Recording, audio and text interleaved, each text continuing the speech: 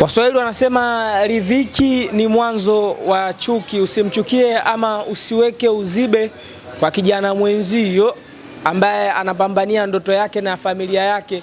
Pengine na wewe Mungu atakuneemesha zaidi. Mimi naitwa Ismail Mshana, lakini imekuwa kawaida yetu kuizungumza michezo. Tuko na chuma cha Mjerumani Ibrahim Wambokile. Kaka kwema? Bwana, mimi nashukuru Mungu kwamba naendelea vizuri. Hivyo unavyoniona ni Mungu mwenyewe amefanya. Kwa hiyo ninamshukuru Mungu sana kwa kiwango kikubwa vibaya mno. Kwa Mungu ni mkuu kwangu. Hongera kwanza kwa kufanya kikao na mwenyekiti wa vilabu vyote barani Afrika. Kukaa naye tu watu wawili mkafanya kikao na kocha Zuberi ni heshima kubwa sana. Ni kweli. Jana nilikuwa na kikao na mwenyekiti wa vilabu vyote barani Afrika pamoja na Simba ikiwemo. Ima unataka au utaki. Engineer Harris. Na shukuru Mungu kwamba kikao kimeenda vizuri. Ni kikao cha maendeleo.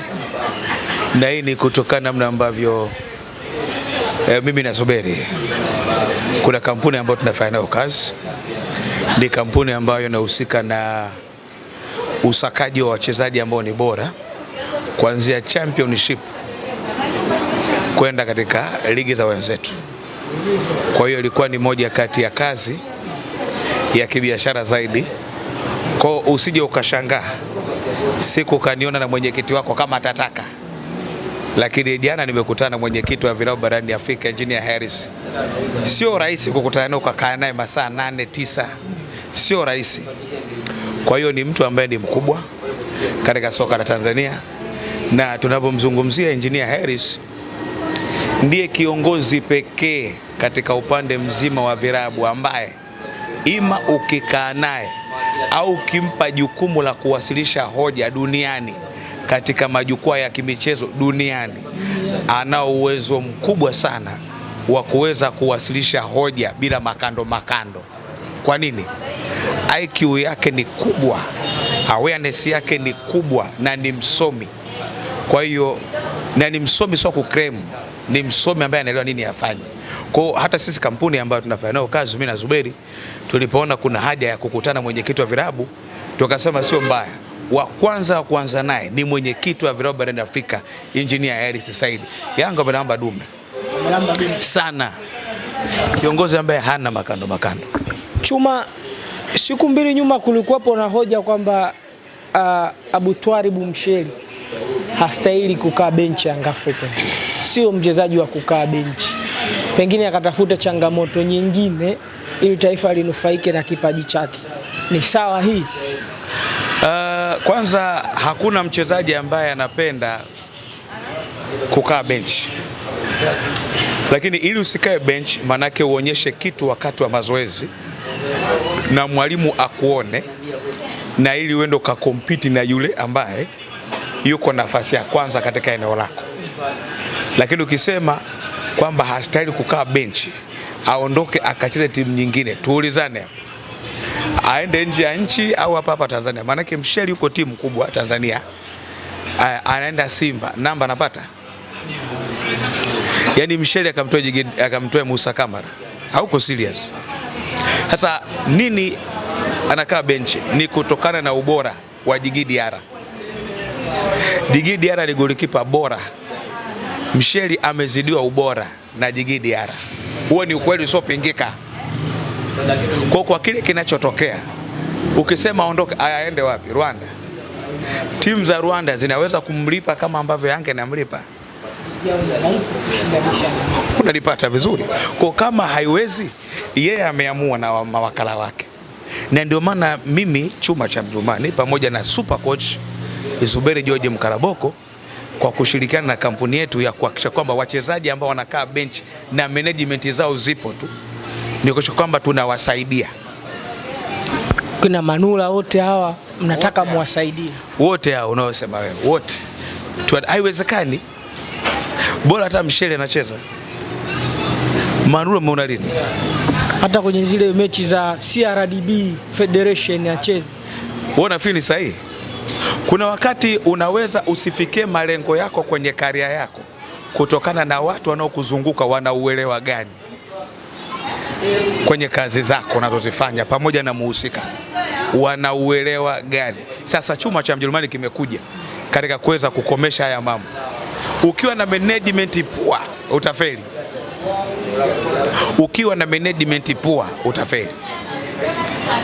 Unapomzungumzia huyo golikipa ambaye umemtaja, ni moja kati ya magolikipa bora ambao tuko nao tunaojivunia nao wa Tanzania. Lakini je, sasa hivi ashaanza kupotea. Kocha wa timu ya taifa ya Tanzania mpaka ameona ni vyema akamtafuta golikipa mwingine. Kwa sababu gani? Unaitwa national team kwa current form, sio kwa upendeleo. Na Djigui Diarra hachezi kikosi cha kwanza cha Yanga kwa upendeleo, hapana. CV ya Djigui Diarra ni kubwa kuliko Msheli. Sawa? Kwa lazima ampatie nafasi. Ni golikipa kiongozi namba 1. Ahad ana golikipa namba 1. Sawa? Wana golikipa namba 2 ambaye mpaka ubingwa. Msimu umemwona akacheza kwenye mechi ya Ligi ya Mabingwa. Lakini mmoja kati ya magolikipa bora sana. Lakini golikipa namba 1 Mohamed Shalau. Walipata vizuri. Kwa hiyo ni muda sasa umefika wa kuokoa vizazi vya wazawa. Na niwaambie tu wazawa, wahakikishe wanawauliza wachezaji wa kigeni, management zenu nyie zikoje? Kwa hiyo pengine shida ya wachezaji wetu hawa wazawa ni management. Management anakusimamia nani? Anakusimamia nani? Maanake akikusimamia mtu ambaye ana changamoto, ndo haya unakuja kuyaona. Nakupa mfano. Management ya Fabrice Ngoma mwanzo mwa msimu ilipoona Ngoma hachezi na inajua ubora wa mchezaji wao, walikaa kimya.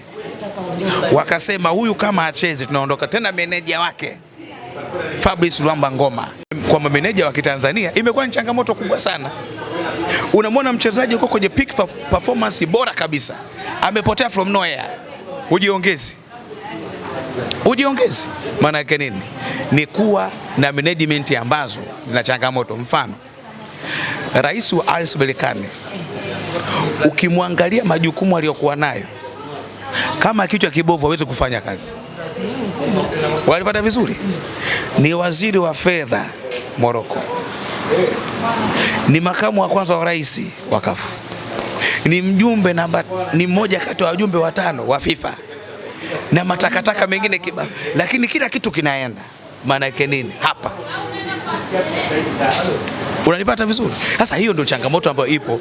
Wachezaji wazawa waangalie ni watu gani ambao wanaweza kuwasimamia. Je, ni watu ambao wanawasimamia kwa 10%?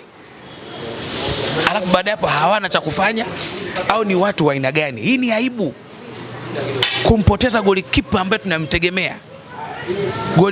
tunamtegemea. Lakini leo haeleweki nini kinachoendelea. Si ndio? Sawa, mshahara anachukua, lakini je, mkataba ukiisha, maisha yake, hii kitu mimi inaniuma sana. Kinaniuma sana kipaji cha mzao mwenzangu ambaye ana management ambaye inashindwa kusimamia hoja zake. Inaamini kwenye 10% tu. Unaelewa vizuri? Tunapoteza hiki kizazi. Kweli magolikipa wako wengi, lakini ukiangalia magolikipa wenye uwezo na CV zao, exposure, experience, tuko nao wachache. Huu ndio muda wa wachezaji wazao kutafuta watu ambao wanajua kuwasimamia vyema, ili karia zao za mpira ziweze kukaa vizuri. Unapostafu kwa heshima na mafanikio yako rukuki, lakini sio haya mambo yanayoendelea. Yes. Chuma, si sawa kwa Young Africans kusherehekea kufika fainali ya Muungano. Ukisema si sawa, utakuwa nitakuwa nashindwa kukuelewa. Wanachosema wana Simba, Young Africans hawastahili kufurahia kufika fainali ya Muungano. Tuliona wachezaji baadhi yao kama kina Abutwalibu Msheli wanalia kufika fainali, wanalia kwa furaha. Kwa upande wa pili unasema haikutakiwa kuwa hivyo, hawakutakiwa kuwa kubwa kiasi hicho. Sasa mimi kwangu ninachoamini ni kitu kimoja. Hata wewe binadamu unapofikia mafanikio fulani, ima ni makubwa au ni madogo, lazima ushukuru. Hiki kinachoendelea kuhusiana na mashindano ya Muungano, kwanza ni ushamba, lakini pia mashindano ya muungano sawa, yanatujumuisha sisi wote. Yani, ukizungumzia muungano Simba ipo, ukizungumzia muungano hivyo, wao wenyewe Simba ni uoga wao tu kushindwa kujiamini kutokana na kikosi chao ambacho hakina ubora wa wachezaji wengi. Sio kwamba ratiba mfano. Nisikilize. Timu zote ambazo zimecheza na Simba kuanzia robo finali, nusu finali zinakuja kucheza na Simba zimeshacheza mechi ya ligi kuu. Stellenbosch wanakuja Bongo wamecheza mechi ya ligi kuu. Lakini huku kwetu sisi viporo maana yake hivi viporo na fili vimekuja tu from nowhere. Wao wameomba. Maana yake ngoma ilikuwa kuwapalia. Wamepata vizuri. Alafu yani sioni logic kwangu. Kwa taka Yanga baada ya kufika finali wasikitike. Wanune. Wewe mbona umetaka viporo hivi vyote? Tena kwenye mashindano ambayo ni sio bora barani Afrika. Ni mashindano ya kawaida mno. Mashindano ya waliofeli. Shirikisho ya 3. Ile shirikisho. Kwa nini kama hicho kitu? Chuma unataka kusema kama Simba angekuwa klabu bingwa tungeshuhudia viporo vingi sana. Nisikilize. Simba ingeshiriki ligi ya mabingwa barani Afrika.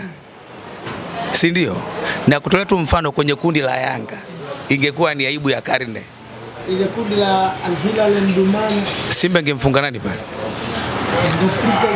Na kuuliza ingemfunga nani? Kwa sababu ukiwachukua Stellenbosch, Singida anashinda kwa Stellenbosch. Yaani Singida na Stellenbosch, Singida bora. Vizuri sana. Singida inaifunga Almasri nje ndani. Almasri wa nusu finali. Almasri mbovu. Singida inayofunga CS Constantine. Singida inayofunga hadi wale Waarabu wa Tunisia wale. Sfaxien wale wanafungwa nje ndani. Ni timu mbovu. Niambia Afrika Kaskazini lini Simba imewahi kushinda kuondoa msimu wa mashindano haya ambayo hayana ubora barani Afrika?